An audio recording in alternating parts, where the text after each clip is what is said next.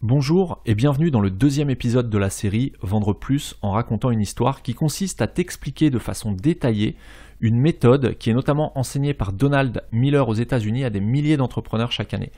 Si tu veux savoir qui est Donald Miller et que tu souhaites comprendre de quoi je vais te parler aujourd'hui et dans les semaines à venir, je t'invite à écouter le premier épisode de la série dès maintenant et ensuite seulement de revenir écouter ce deuxième épisode. Je suis Johan de Marketing 301. Le but de ce podcast est d'aider les e-commerçants à développer leur activité en ligne en leur dévoilant certaines pratiques mises en place par les professionnels du web, qu'il s'agisse d'agences web, de stratégie digitale ou de référencement. Ce podcast est le fruit de plus de 10 années d'expérience accumulée depuis 2006, date de la création de ma première entreprise web. En 2010, je fonde mon agence digitale qui accompagne de nombreux e-commerçants. En 2013, je m'associe et rachète en parallèle de mes activités une société spécialisée dans la vente de produits alimentaires aux professionnels et aux particuliers via sa boutique en ligne. Sur Marketing 301, je partage avec vous les outils les plus efficaces. J'échange également sans filtre avec d'autres professionnels, je cherche à découvrir leur parcours, les outils qu'ils utilisent au quotidien et je tente de décrypter leur façon de penser et d'organiser leur journée. Marketing 301, c'est le podcast qui me permet de partager mes meilleures compétences avec les personnes qui vivent déjà ou qui souhaitent vivre du e-commerce. Le héros de l'histoire que tu vas raconter doit être ton client et non ta marque. Alors j'ai abordé cette notion très importante la semaine dernière lors du premier épisode de la série et on va voir aujourd'hui comment ce principe peut bouleverser la façon dont l'histoire que tu vas raconter peut totalement changer la vision que tes prospects vont avoir de ton service ou de tes produits. Au début de chaque histoire, on est face au fait que le héros doit accomplir quelque chose. Alors la question qu'on se pose en tant que spectateur et qui retient notre attention pendant toute la durée de l'histoire, que ce soit un roman, un film ou autre chose, c'est de savoir si le héros va réussir à accomplir ce qu'il souhaite et ce qu'on nous a dit qu'il souhaitait accomplir au début de l'histoire.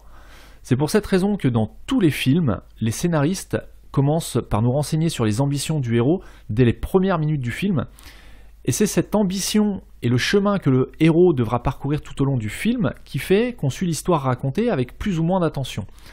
Dans le cas d'une marque, eh bien, ça correspond à déterminer les besoins de ton client au tout début de l'histoire que tu veux lui raconter, de façon à ce que, de façon détournée, tu incites ton client à se poser la question de savoir si ta marque va lui permettre d'obtenir ce qu'il veut.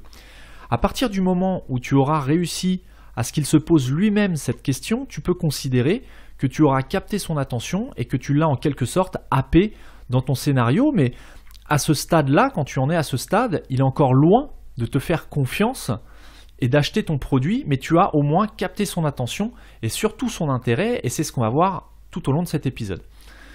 Ton argumentaire, il doit définir d'une façon qui soit la plus précise possible ce que cherche ton prospect. Ton objectif, ça va être que ton prospect considère ta marque comme un guide qui soit fiable et digne de confiance. Si tu arrives à ce qu'il te considère comme fiable et digne de confiance, alors lui-même sera plus à même de te faire confiance et d'adopter ta marque. Alors maintenant, je vais te parler d'un concept que je n'ai pas du tout abordé la semaine dernière, qui est l'élément perturbateur. Il va falloir introduire un élément perturbateur, c'est aussi ce qu'on peut appeler un déclencheur à ton histoire. Donc le déclencheur, c'est une sorte d'obstacle qui va être placé entre le personnage, donc ton client, et son objectif et le but qu'il veut atteindre ou le problème qu'il veut résoudre. Donc ça va être un obstacle. Par exemple, dans le film La mémoire dans la peau, le personnage Jason Bourne, qui est espion, et son problème, c'est qu'il est repêché par un bateau au large des côtes françaises. Son problème, c'est qu'il a 2 balles dans le dos, et surtout, c'est le principal problème, c'est l'intrigue du film, qu'il ne se souvient absolument pas de qui il est. Alors l'histoire se déroule, il va ensuite rencontrer Marie, qui va l'aider à retrouver la mémoire, mais à ce moment-là, un autre problème survient, et c'est le phénomène, le phénomène va se répéter sans cesse tout au long du film. Et ça constitue en soi aussi le problème du personnage Jason Bourne. Cette amnésie et le cycle qui se répète constitue dans le film l'élément perturbateur qui retient l'attention du spectateur pendant tout le film. On peut retrouver ce principe de déclencheur dans presque tous les domaines de la vie courante. Par exemple, en musique classique également. La composition de plusieurs instruments forme en musique classique ce qu'on appelle une sonate. Les sonates, donc toujours en musique classique, sont structurées en 3 parties. Partie 1, l'exposition. Partie 2, le développement. Et enfin, la réexposition. Et dans ces 3 parties, la réexposition est en fait une variante de l'exposition. Et cette variante va procurer un sentiment de résolution à la personne qui est en train d'écouter la sonate. On retrouve aussi ce phénomène de déclencheur en poésie. Par exemple, dans le poème « Les Contemplations » de Victor Hugo, on observe le même phénomène. Donc dans ce poème, on a les 3 premiers vers qui sont les suivants. Alors je te donne les 3 vers. « Demain, dès l'aube, à l'heure où blanchit la campagne, je partirai. Vois-tu, je sais que tu m'attends. J'irai par la forêt, j'irai par la montagne. » Voilà les 3 premiers vers du poème « Les Contemplations » de Victor Hugo.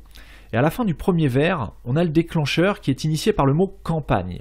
Demain, dès l'aube, à l'heure où blanchit la campagne. Ce déclencheur, ou cet élément perturbateur, ça veut dire la même chose, déclenche une attente dans notre cerveau. Et en écoutant ce premier vers, notre cerveau attend une prochaine phrase qui va rimer avec le mot « campagne ». En écoutant le second vers, « Je partirai, vois-tu, je sais que tu m'attends », la résolution est en fait incomplète dans le sens où on n'entend pas la rime attendue avec le mot « campagne ». Et c'est au moment du 3e vers que notre cerveau est complètement satisfait de ce qu'il entend avec le mot « montagne ». Donc on vient résoudre, ce troisième vers vient résoudre le premier vers qui est « Demain dès l'aube, à l'heure où blanchit la campagne ». On retrouve aussi le phénomène du déclencheur dans les relations sexuelles. Par exemple, quand 2 personnes passent à l'acte et ont une relation sexuelle, c'est pour répondre à l'attente de leur cerveau et apporter une réponse à l'excitation. C'est la jouissance qui va apporter la réponse attendue. En fait, ce qu'il faut remarquer, c'est que le couple perturbation-résolution, si on fait bien attention à ce concept, il est dans la vie de tous les jours, et on peut remarquer que c'est ce qui régit la plupart des comportements humains. Donc introduire un déclencheur dans le cerveau de ton prospect, ça en revient à lui suggérer de se poser une question qui va retenir toute son attention tout au long de ton message. Donc pour ça, il faut que tu arrives à définir précisément ce qu'il souhaite, afin qu'il se pose la question de savoir comment tu vas pouvoir l'aider à résoudre ce qu'il veut. Il va donc falloir faire ressortir le besoin de ton client. Donc pour ça, tu prends ton client type, ton persona.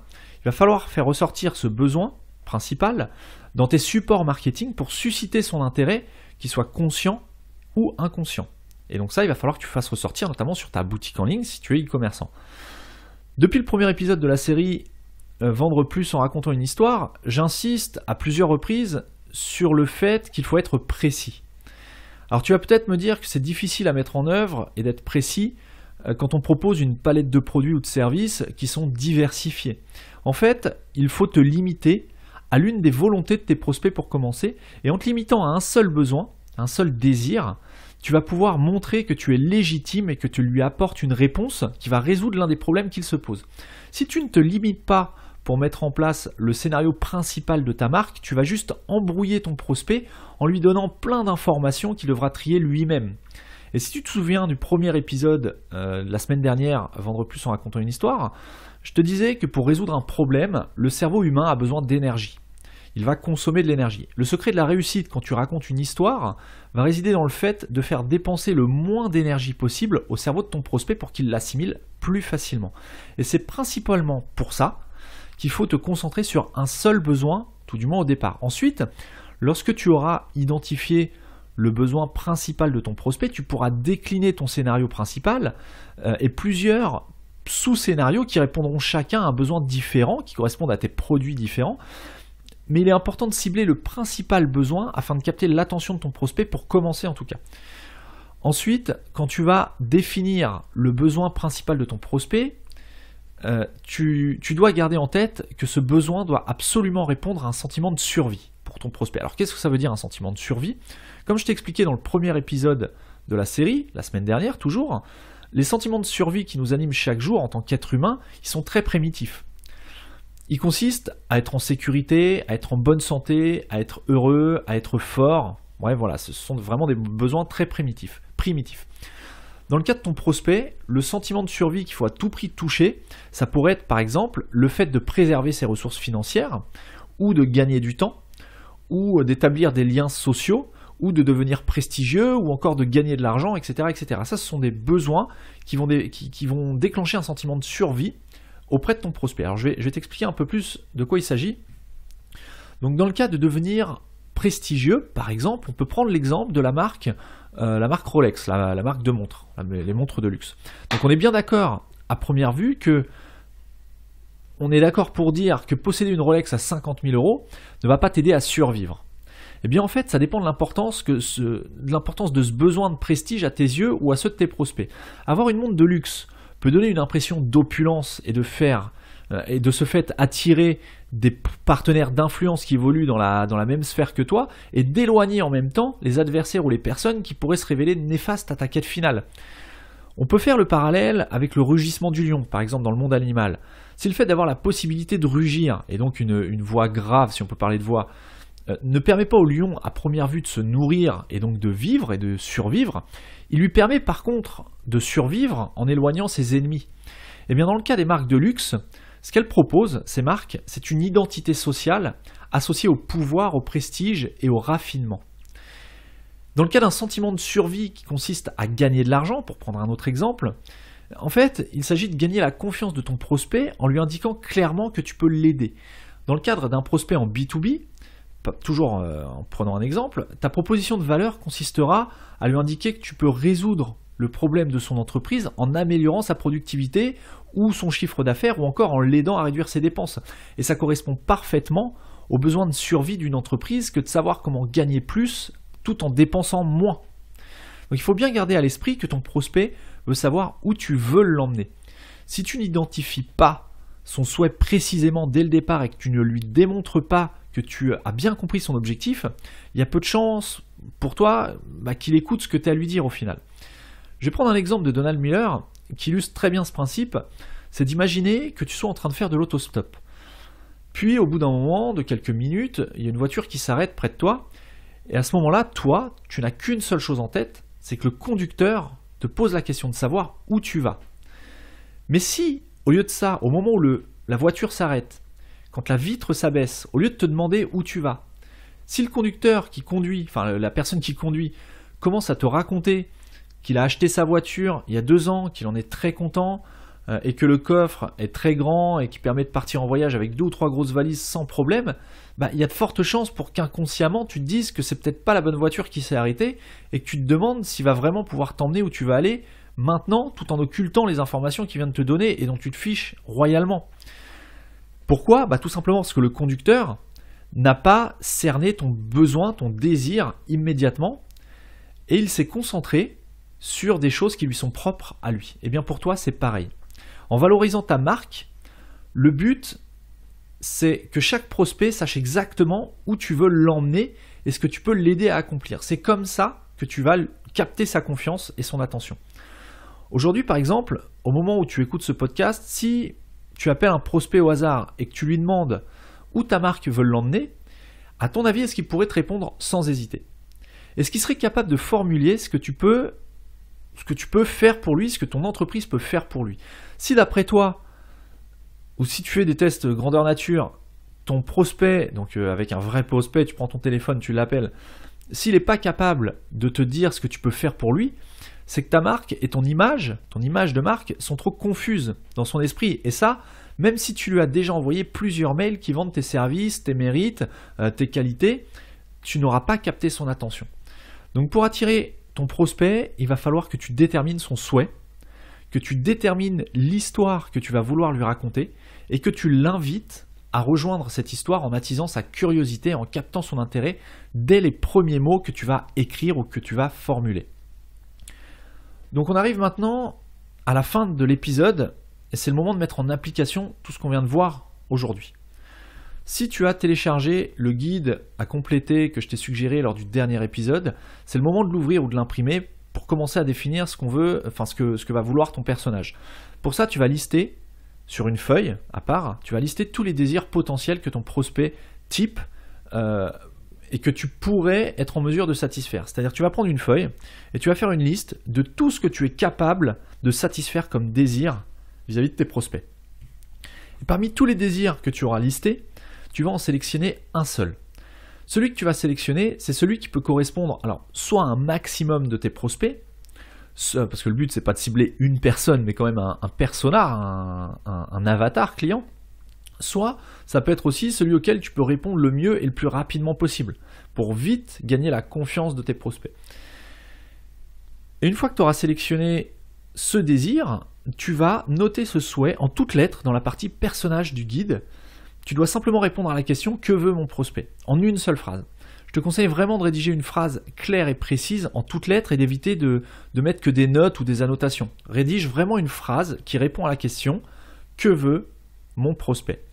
En remplissant cette première partie du guide, tu vas embarquer ton prospect, qui n'est autre que le personnage de ton histoire, dans une histoire que ta marque va lui raconter et qui va susciter son intérêt. Et si tu n'as pas encore téléchargé le guide gratuit dont je viens de parler et qu'il va falloir compléter au fil des épisodes à venir, si tu souhaites améliorer l'histoire de ta propre marque, donc justement, sache que j'ai mis au point un support qui va te permettre de rédiger pas à pas ton propre scénario pour augmenter les ventes sur ton site. En récupérant gratuitement le guide PDF, tu vas pouvoir mettre en application tous les conseils que je vais te donner tout au long de la série Vendre plus en racontant une histoire, semaine après semaine. Alors pour récupérer cette trame de scénario gratuitement, j'insiste là-dessus, il suffit de te rendre sur marketing301.net/scénario. SCENARIO, comme un scénario de film, tout simplement. Donc marketing301.net/scénario. La semaine prochaine, je te parlerai du problème que sera susceptible de rencontrer ton personnage tout au long de l'histoire. Et pour ne pas manquer ce prochain épisode dès mardi prochain, pense à t'abonner au podcast sur la plateforme de ton choix. Sur ce, moi, je te souhaite une excellente semaine et je te donne rendez-vous mardi prochain pour le 3e épisode de la série Comment vendre plus en racontant une histoire.